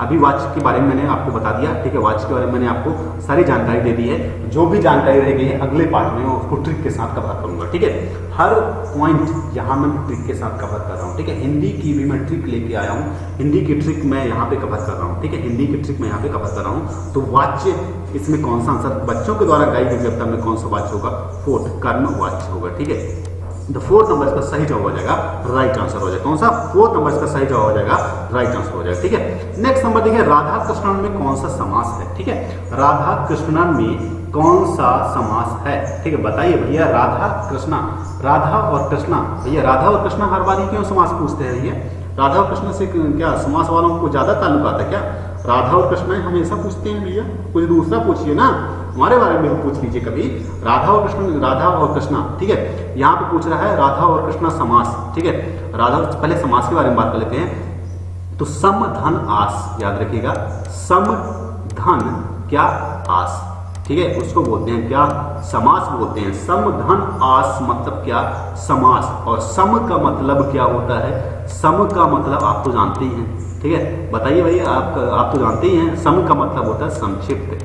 ठीक है, सम का मतलब तो होता है क्या भैया, संक्षिप्त होता है। सम का मतलब क्या, संक्षिप्त। और आस का मतलब क्या होता है, आस का मतलब होता है, बताइए, कथन होता है या शब्द होता है। ठीक है, आस का मतलब क्या होता है, कथन या शब्द होता है। ठीक है, सम मतलब संक्षिप्त और आस मतलब क्या होता है, कथन या शब्द के मेल से बना होता है, जिसका अर्थ क्या होता है, संक्षिप्त कथन या शब्द, संक्षिप्त कथन या शब्द, जिसको बोलते हैं हम समास। ठीक है, समास मतलब क्या, सम धन आस, सम मतलब संक्षिप्त और आस मतलब कथन या शब्द, संक्षिप्त कथन या शब्द से बने शब्दों को हम क्या कहते हैं, समास कहते हैं। क्या कहते हैं, समास कहते हैं। ठीक है, क्या कहते हैं भैया, समास कहते हैं। यार इतनी सी डिफिनेशन तो आपको पता है यार। ठीक है, पहले से आपको ये सब डिफिनेशन पता है। ठीक है, पहले से ये सारी चीजें आपको पता है। ठीक है, मैं केवल ट्रिक बता रहा हूँ आपको, ट्रिक बताना अभी बाकी है। ठीक है, ट्रिक बताना अभी बाकी है, समय का अभाव, इसलिए थोड़ी सी ट्रिक मैं अभी उस पर नहीं बता पाया हूँ, लेकिन मैं अगले पार्ट में जरूर ट्रिक बताऊंगा उसकी। ठीक है, अभी ट्रिक बताना बाकी है। इसमें कुछ सवाल ऐसे हैं जो ट्रिक से मैं सॉल्व करके आपको बताऊंगा, ट्रिक से आपको बताऊंगा, जिससे वो पूरा का पार्ट कवर हो जाएगा, पूरा पार्ट कवर हो जाएगा, समास। ठीक है, तो समास को आप समझ गए, समास को आप समझ गए। अब समास का विग्रह की बात कर लें, समास के विग्रह की बात कर लें, या थोड़ी सी डिफिनेशन की बात कर लें। ठीक है, समास के बाद थोड़ी सी डिफिनेशन बात कर लें कि दो या दो से, ठीक है, दो या दो से अधिक, ठीक है, याद रखिएगा, दो या दो से अधिक शब्दों, ठीक है, दो या दो से अधिक शब्दों से मिलकर, ठीक है, दो या दो से अधिक शब्दों से मिलकर बने नए, ठीक है, बने नए सार्थक, ठीक है, बने नए सार्थक शब्दों को हम क्या कहते हैं, बने नए सार्थक शब्दों को हम कहते हैं क्या, समास। ठीक है, बने नए सार्थक शब्दों को हम क्या कहते हैं, समास कहते हैं। मतलब दो या दो से अधिक शब्दों से मिलकर, ठीक है, दो या दो से अधिक शब्दों से मिलकर बने नए सार्थक शब्दों को हम क्या कहते हैं, समास कहते हैं। ठीक है, दो या दो से अधिक शब्दों से मिलकर बने नए सार्थक शब्दों को हम क्या कहते हैं, समास कहते हैं। क्या कहते हैं, समास कहते हैं। ज्यादा बड़ी डिफिनेशन तो नहीं भैया, बड़ी डिफिनेशन हो तो बताइएगा, जरूर बताइएगा कि बड़ी डिफिनेशन आपने बता दिया है, इतनी बड़ी डिफिनेशन मैं याद नहीं कर पाऊंगा, छोटी डिफिनेशन बताइए आप मेरे को। ठीक है, तो बता दीजिएगा, मैं छोटा इसको कर दूंगा, अभी छोटा कर देता हूँ। चलिए, दो या दो से अधिक शब्दों से मिलकर बने सार्थक शब्दों को हम कहते हैं समास। छोटी हो गई, छोटी हो गई ना, बस छोटी हो गई। दो या दो से अधिक शब्दों से मिलकर बने सार्थक शब्दों को हम समास कहते हैं, छोटी हो गई। ठीक है, छोटी हो गई ना। अब देखिए, समास विग्रह की मैं बात कर लेता हूँ। समास विग्रह की अगर हम बात करें तो देखिए, समस्त पद के सभी पदों को, देखिए कोई भी पद लिखा हुआ है, देखिए यहाँ पे समस्त, ठीक है, समस्त पद के सभी पदों को, समस्त पद के सभी पदों को अलग अलग किए जाने की जो प्रक्रिया होती है उसको हम क्या कहते हैं, समास विग्रह। ठीक है, एक पूरा पद, ठीक है, एक पूरे पद को अलग अलग करने की जो प्रक्रिया होती है उसको हम कहते हैं समास विग्रह। क्या कहते हैं, समास विग्रह कहते हैं। ठीक है, जब एक पूरा पद दिया हुआ है, जैसे राधा और कृष्ण दिया हुआ है, राधा और कृष्ण हर बार क्यों आते हैं भैया, राधा जैसे इसमें दिया हुआ राधा और कृष्ण, मतलब एक पूरे पद को अलग अलग किए जाने की जो प्रक्रिया होती है, अलग अलग किए जाने की जो प्रक्रिया होती है, उसको हम क्या कहते हैं, समास विग्रह कहते हैं। क्या कहते हैं, समास विग्रह कहते हैं। ठीक है, क्या कहते हैं, समास विग्रह। ठीक है, क्या कहते हैं भैया, समास विग्रह कहते हैं, याद रखिएगा। तो इसमें कौन सा समास होगा, ये पूछ रहा है कि राधा और कृष्णा में, ठीक है, राधा और कृष्णा में कौन सा समास होगा। ठीक है, अब राधा और कृष्णा में कौन सा समास होगा, देखिए यहाँ पे मैं ट्रिक आपको बताऊंगा भैया, यहाँ पे ट्रिक चलेगी अब। ठीक है, यहाँ पे ट्रिक चलने वाली है, समय का अभाव है लेकिन मैं ट्रिक आपको बता के जाऊंगा। ठीक है, ट्रिक आपको मैं बता के जाऊंगा क्योंकि अभी पिक्चर बाकी है। ठीक है, पिक्चर अभी बाकी है मेरे दोस्त। तो ट्रेलर हुआ, मैं ये ट्रेलर है। ठीक है, चलिए ट्रिक देख लो भैया इसकी। समास, ठीक है, समास विग्रह हो गया। अब समास के भेद देख लेते हैं। समास के कितने भेद होते हैं, समास के 6 भेद होते हैं। पहला, ठीक है, समास के भेद, समास के 6 भेद होते हैं, याद रखिएगा। समास के कितने भेद होते हैं, 6 भेद होते हैं। एक तो होता है अव्ययी भाव समास।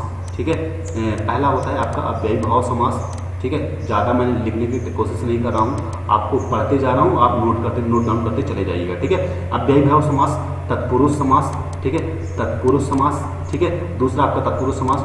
तीसरा कौन सा होता है आपका, कर्मधारय समास। ठीक है, दूसरा आपका कर्मधारय समास।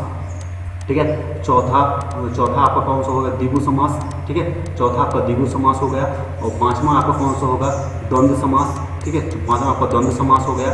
ठीक है, द्वंद्व समास। ठीक है, छठा आपका कौन सा होगा, बहुब्रीहि समास। ठीक है, बहुब्रीहि समास। ठीक है, छठा आपका कौन सा हो गया, बहुब्रीहि समास। एक बार वन सरंगी प्लीज। ठीक है, एक बार फिर से रिपीट करता हूँ।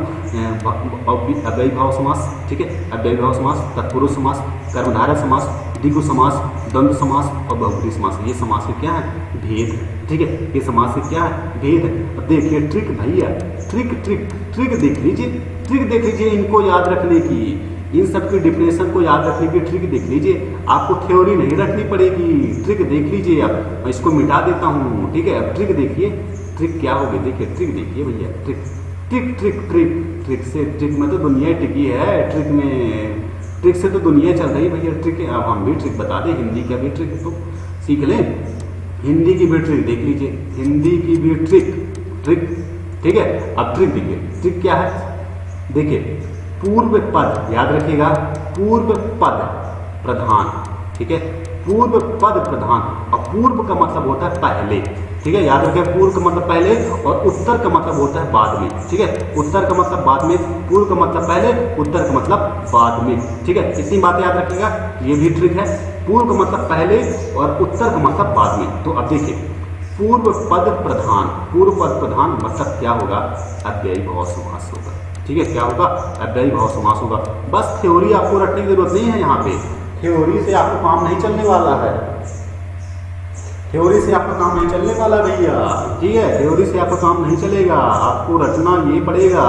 पूर्व पद प्रधान, पूर्व पद प्रधान मतलब क्या, अव्ययी भाव समास। ठीक है, अव्ययी भाव समास। नेक्स्ट बात करते हैं, उत्तर पद प्रधान भैया, उत्तर पद प्रधान। नेक्स्ट देखिएगा, उत्तर पद प्रधान, उत्तर पद प्रधान मतलब क्या, देखिए उत्तर पद जब प्रधान होगा, जब पूर्व पद प्रधान होगा तो उसको हम क्या बोलेंगे, मतलब पहला पद अगर प्रधान है, ठीक है, पहला पद प्रधान है तो उसको हम बोलेंगे क्या, अव्ययी भाव समास। उसको क्या बोलेंगे, अव्ययी भाव समास। जब उत्तर पद प्रधान होगा तो उसको क्या बोलेंगे, ये देख लीजिए, उसको बोलेंगे हम तत्पुरुष समास। उसको हम क्या बोलेंगे, तत्पुरुष समास बोलेंगे, कर्मधारय समास बोलेंगे। ठीक है, कर्मधारय समास बोलेंगे और द्विगु समास बोलेंगे। क्या बोलेंगे, द्विगु समास, मतलब 3 समास बोलेंगे। उत्तर पद जब प्रधान होगा, उत्तर पद जब प्रधान होगा, देखिए उत्तर पद जब प्रधान होता है तो उसको बोलेंगे तत्पुरुष समास, कर्मधारय समास और द्विगु समास। ठीक है, याद रखिएगा, पूर्व पद जब प्रधान होगा तो अव्ययी भाव समास होगा, उत्तर पद प्रधान होगा तो तत्पुरुष समास होगा, कर्मधारय समास होगा और द्विगु समास होगा।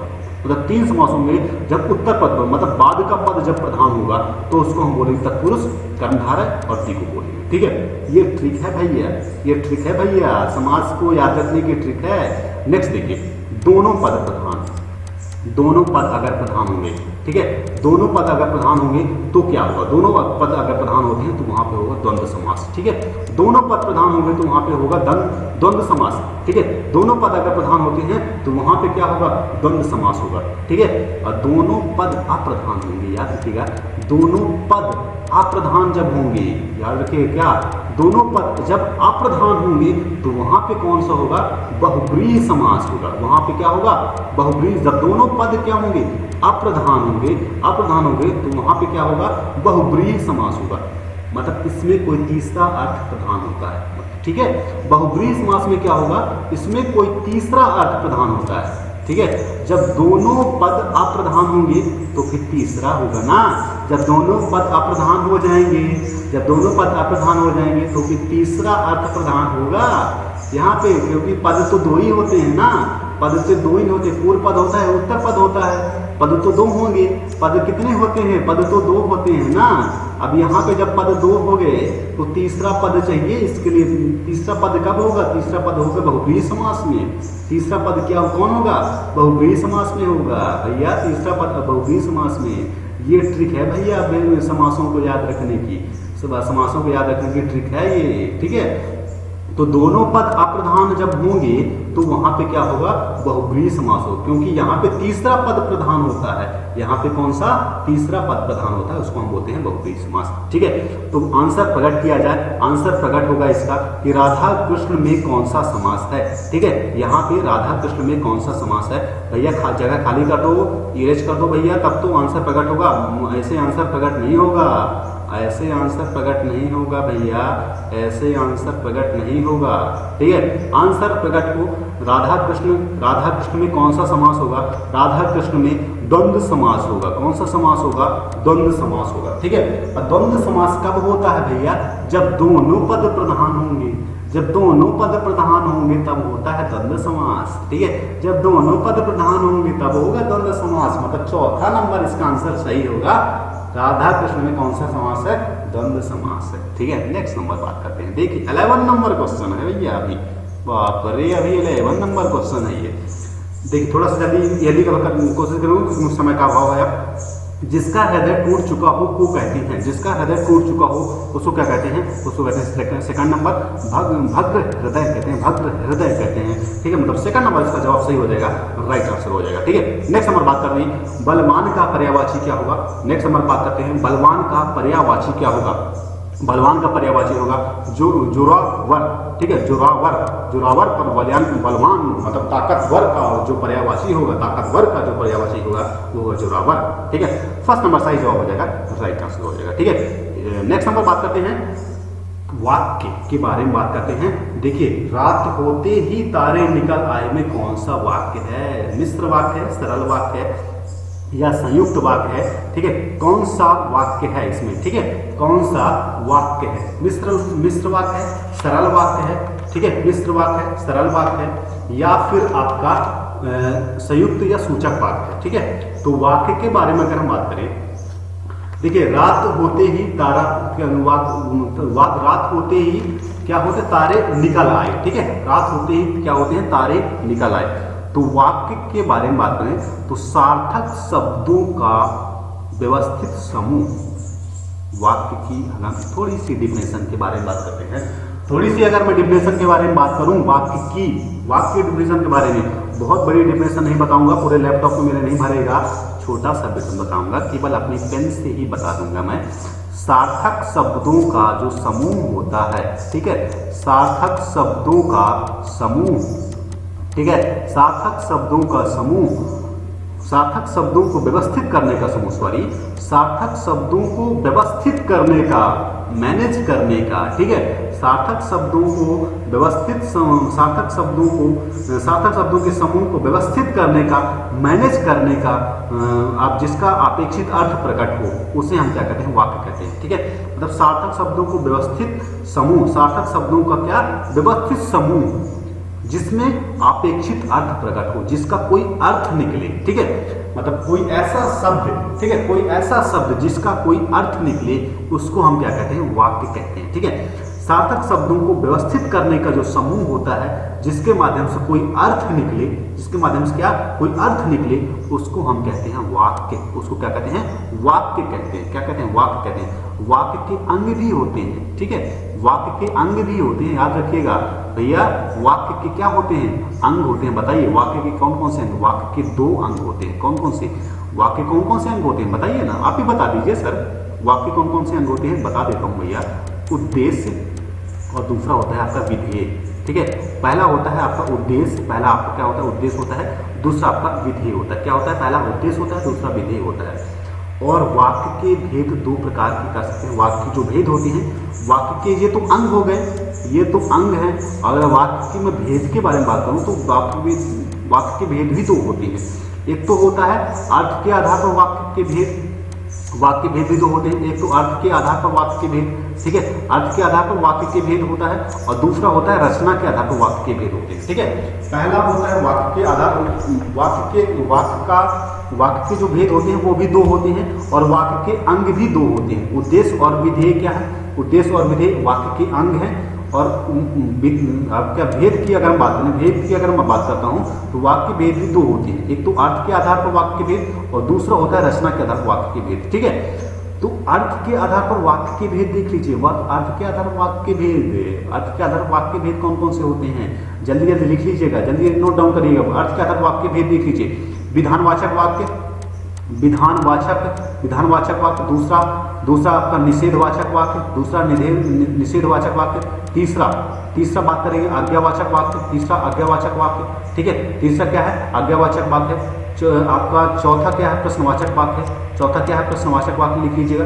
पांचवा आप लिख लीजिए इच्छावाचक वाक्य, पांचवा आपका इच्छावाचक वाक्य। छठा आपका संदेहवाचक वाक्य, ठीक है, संदेहवाचक वाक्य। और सातवां आपका विस्मयवाचक वाक्य। सातवां आपका कौन सा? विस्मयवाचक वाक्य। ये किसके प्रकार हो गए? अर्थ के, ठीक है। अर्थ के आधार वाक्य भेद हो गए, ठीक है। अब नेक्स्ट बात करते हैं रचना के आधार पर। फटाफट नेक्स्ट रचना के आधार पर, क्योंकि समय का अभाव है। रचना के आधार पर वाक्य के भेद की बात करें, ठीक है। और विस्मयवाचक के बाद एक संकेतवाचक वाक्य भी होता है, याद रखिएगा। संकेतवाचक वाक्य भी होता है। 8वां कौन सा होता है? संकेतवाचक वाक्य, याद रखिएगा।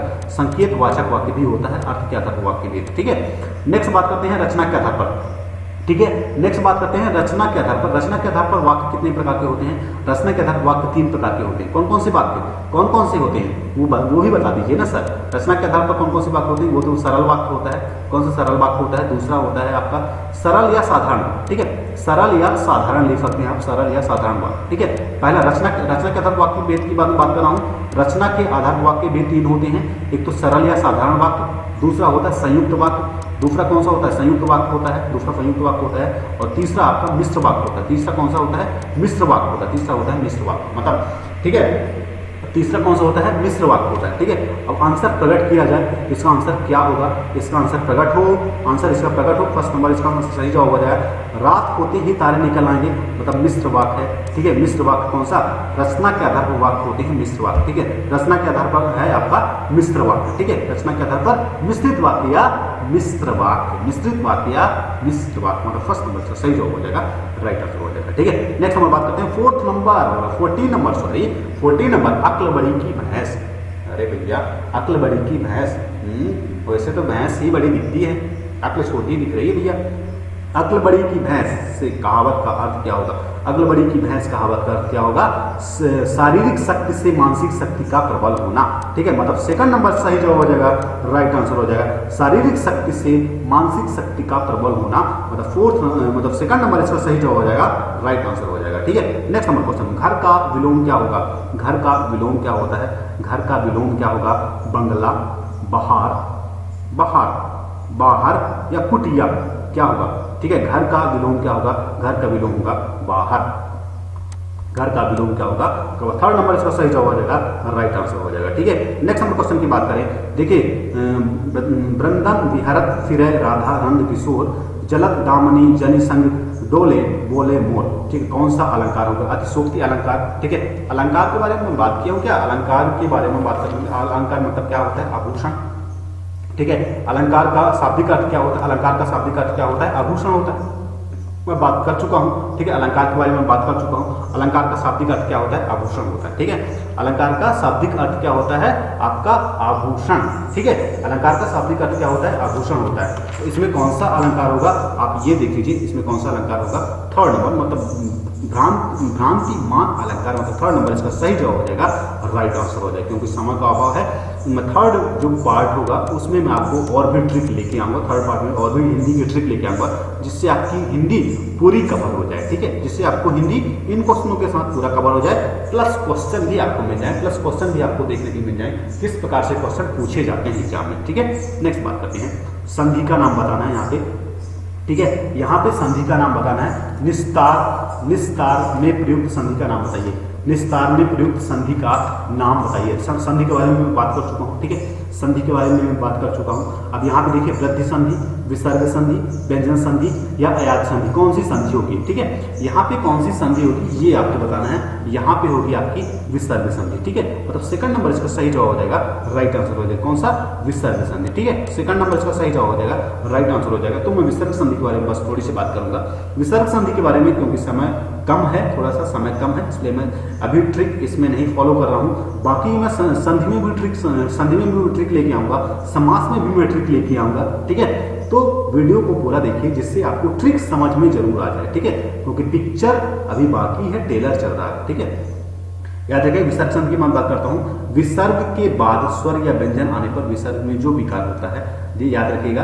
विसर्ग, याद रखिएगा, विसर्ग के बाद, ठीक है, विसर्ग के बाद स्वर या व्यंजन, ठीक है, स्वर या व्यंजन, ठीक है। विसर्ग के बाद स्वर या व्यंजन आने पर, ठीक है, विसर्ग के बाद स्वर या व्यंजन आने पर विसर्ग में जो विकार उत्पन्न होता है, ठीक है, जो विकार क्या होता है? उत्पन्न होता है, ठीक है। जो विकार उत्पन्न होता है उसे हम क्या कहते हैं? विसर्ग संधि कहते हैं। जो विकार होता है, ठीक है, जो विकार होता है उसे हम क्या कहते हैं? विसर्ग संधि कहते हैं। उसे क्या कहते हैं? विसर्ग संधि कहते हैं। जैसे निह, एग्जाम्पल देख लीजिए, निह धन आहार, ठीक है, निह धन आहार इक्वल टू निराहार, इक्वल टू क्या होगा? निराहार होगा, ठीक है। एक और देख लीजिए, दुख धन आशा, ठीक है, दुख धन आशा इक्वल टू क्या होगा? दुराशा, ठीक है, क्या होगा? दुराशा, ठीक है, दुराशा, ठीक है। तपह धन भूमि, तपोभूमि लिख सकते हैं आप, तपह धन भूमि, ठीक है, तपह धन भूमि मतलब इक्वल टू क्या होगा? तपोभूमि, ठीक है, क्या होगा? तपोभूमि, ठीक है। तो इसका सही जवाब क्या हो जाएगा? सेकंड नंबर इसका सही जवाब हो जाएगा, राइट आंसर हो जाएगा, ठीक है, राइट आंसर हो जाएगा। नेक्स्ट नंबर क्वेश्चन देखिए, 18 नंबर क्वेश्चन दिया हुआ इतिहास में वर्णित काल है, ठीक है। इतिहास का वर्णित काल कौन सा है? इतिहास का वर्णित काल है, आंसर प्रगत हो, प्रगतिहासिक काल है। द फर्स्ट नंबर इसका सही जवाब हो जाएगा, राइट आंसर हो जाएगा। आंसर प्रगट होगा, फर्स्ट नंबर इसका सही जवाब हो जाएगा, राइट आंसर हो जाएगा, ठीक है। नेक्स्ट क्वेश्चन देखिए, हरत का तस्मत क्या होगा? हरत का तस्मत क्या होगा? ठीक है, मैंने तस्मत बताया हुआ क्या? हरिश होगा, हर्ष होगा, हर्ष होगा या हरक होगा, ठीक है, बताइए। तस्मत, ठीक है, यहाँ पे तस्मत पूछ रहा है कि हरक का तस्मत क्या होगा, ठीक है, हरक का तस्मत क्या होगा ये बताना है आपको, ठीक है। तो तत् धन सम मैंने बताया हुआ है कि प्रत्यय के ये 4 वर्ग हैं, ठीक है। किसके वर्ग हैं? ये प्रत्यय के 4 वर्ग हैं। तत्सम आपके तत्सम, सॉरी, ये प्रत्यय के 4 वर्ग हैं, ठीक है। प्रत्यय के क्या है? 4 वर्ग हैं। एक तो तत्सम, ठीक है, तत्सम हो गया, फिर तद्भव हो गया, सेकंड नंबर आपका तद्भव, थर्ड नंबर आपका देशज हो गया, फोर्थ नंबर आपका विदेशज हो गया। तत्सम, तद्भव, देशज और विदेशज ये प्रत्यय के 4 वर्ग है, ठीक है, जिसमें से तत्सम भी आता है, जिसमें से तत्सम आता है। तो तत् धन सम, तत्सम, तत् धन सम, तत् धन सम, तत्सम, तत् धन सम, तत्सम, ठीक है, तत् धन सम मतलब उसके समान, उसको बोलते हैं क्या? उसके समान। तत्धन सम मतलब उस, तत्सम मतलब उसके समान, तत्धन सम मतलब उसके समान। तो संस्कृत में ऐसे शब्द जो ज्यों का त्यों प्रयोग में लाए जाते हैं उसको हम क्या बोलते हैं? तत्सम बोलते हैं, ठीक है। संस्कृत के कुछ ऐसे शब्द हैं जो ज्यों का त्यों प्रयोग में लाए जाते हैं, ज्यों का त्यों प्रयोग में लाए जाते हैं उसको हम क्या बोलते हैं? तत्सम कहते हैं। जैसे वायु, ठीक है, वायु को आप क्या करोगे? आप वायु को तोड़ मोड़ोगे क्या? वायु को तोड़ मोड़ोगे? कुछ ना कर पाओगे वायु के बारे में। वायु हो गया। अग्नि, अग्नि को क्या करोगे आप?